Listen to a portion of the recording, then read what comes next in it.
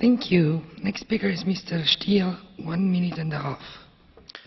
Gospođo predsjednice, tjedan dana nas dijeli od treće međunarodne konferencije o financiranju razvoja u Addisu i naravno uspjeh u Addisu je ključan za uspjeh kasnije u New Yorku u rujnu i u Parizu u prosincu. I zato danas moramo ponoviti poruku koju smo poslali osvajanjem rezolucije zastupnika Pereire u travnju, a to je da Europska unija treba očuvati svoju ulogu lidera i najvećeg donatora razvojne pomoći, ali treba istodobno poticati zajedničku odgovornost i inzistirati na tome da i ostale zemlje s visokim dohotkom, ali i gospodarstva u usponu preuzmu svoje obaveze u financiranju razvoja. Naime, dosad samo se Europska unija obvezala na doprinos od 0,7% bruto nacionalnog dohotka za službenu razvojnu pomoć.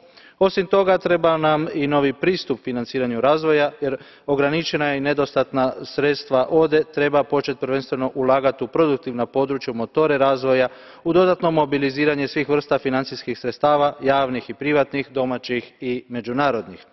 Jedna od najvećih neiskorištenih prilika leži upravo u mobiliziranju domaćih resursa zemalja u razvoju i to kroz efikasnije porezne sustave. I zato izrazito pozdravljam izvješće izvjestiteljice Elly Schlein koja se upravo bavi tom tematikom, borbom protiv izbjegavanja plaćanja i utaje poreza u zemljama u razvoju.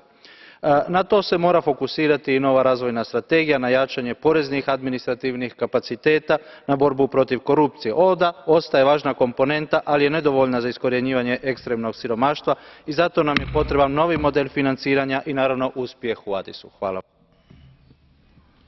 Thank you. Mr. Silva Pereira, 1 minute and a half.